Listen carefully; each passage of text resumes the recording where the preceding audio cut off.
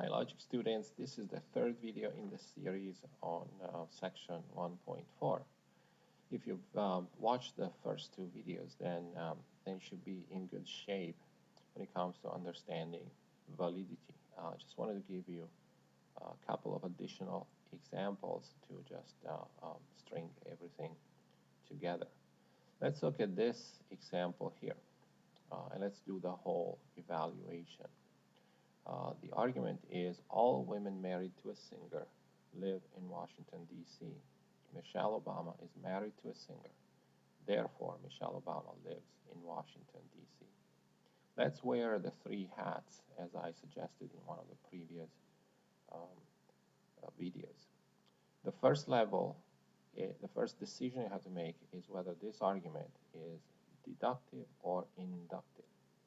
And if you're familiar with section 1.3, you'll be able to determine almost immediately that it's a deductive argument because it's what's called a categorical syllogism. It's a syllogism, three-line argument, premise, premise, conclusion, where the reasoning is based in part on categories as indicated by this expression, all women married to a singer live in Washington, D.C. So this statement that features in the argument is a categorical statement. It's a statement about what members of a certain category fit into another category. So whenever you have a categorical reasoning, as there's talk of sets, there's talk of groups, there are words like all, some, and there's talk of individuals, individual people, as in this case, the argument is a categorical syllogism, and it's a species of deductive argument. So that's the first thing. Now, because we've determined that this is a deductive argument, we have to ask ourselves first, is this argument valid or invalid? These are the terms. You don't ask yourself, is it strong or weak? That applies to inductive argument. You ask yourself, valid or invalid? If you look at this argument and you say to yourself, hey, this is invalid because of the premises are false. So this is a crazy argument, it's invalid. If you're saying this to yourself, that means you have not understood what validity is. And you have to review the other two videos in section 1.4. Because when we're evaluating an argument to see if it's valid or invalid, we're not focusing on whether the premises are true or false. We're focusing on something different. We're asking ourselves, does this information contained in the premises entail this information? Does the information in the conclusion follow from the information in the premises? The premises were true. We're not saying that they are. If they were true, would the information in the conclusion also have to be true? Okay. And if you think about it from that point of view, then you should be able to see that this argument is valid, that the reasoning is correct. You can draw a little picture of the argument to see that. If the first premise were true, then you would have a situation like this one. Say that this is the set of women married to a singer. To say that all women married to a singer live in Washington, D.C., is to say that the set of women married to a singer is contained in the set of people who live in D.C. That's the first premise. The second premise says that Michelle Obama is married to a singer. So Michelle Obama is in this set. If this is what the premises say, the conclusion follows necessarily. If Michelle Obama is part of a set that is contained within the set of people who live in D.C., then obviously she's also a member of the set of people who live in D.C. If the information contained in the premises were true, the information contained in the conclusion would have to be true as well. So this argument is valid.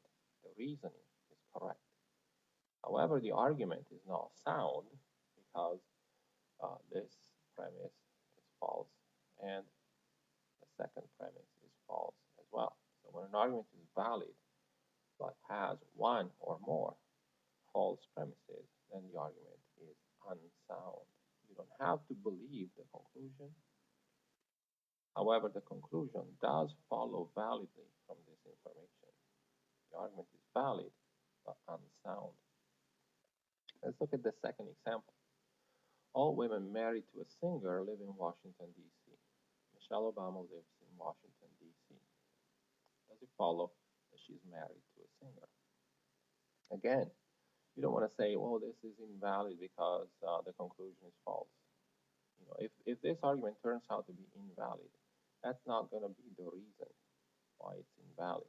If it is invalid, it will be invalid because we'll discover that this information does not entail this information. That's the only way an argument can be invalid. Similarly, if it turns out to be invalid, it will not be because this is in fact false. It will be because this information, the one in the premises, does not entail information. So let's draw our picture. All women married to a singer live in Washington, D.C. So that's the same as in the first argument. So these are women married to a singer, and these are people living in Washington, D.C. And our first premise saying that all women married to a singer are members of the set of people who live in D.C. Second premise says that Michelle Obama lives in Washington, D.C. Michelle Obama is a member of the set of people who live in D.C. She is somewhere inside the larger circle. But where exactly? You know, she might be here, or she might be here, but the second premise doesn't say. We don't know if she's here, she's a D.C. resident who's also married to a singer, or if she's here, if she's a D.C. resident who's not married to a singer. Because the second premise does not determine where exactly Michelle Obama is. It only says that she is somewhere in the D.C. circle. Then the conclusion doesn't follow with certainty. It does not follow that she is inside the M circle, um, you know, even if the premises are true or were true. So even if these premises were true, it could still be false that Michelle Obama is married to a singer. And so the argument is invalid. It's invalid because the premises do not entail the conclusion. It's not invalid for any other reason. And because it's invalid, it's also unsound because all invalid arguments are unsound. I hope this helps.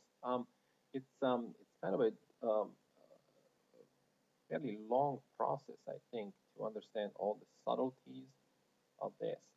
When you look at an argument to determine whether it's valid or invalid, you have to be able to focus on the reasoning alone.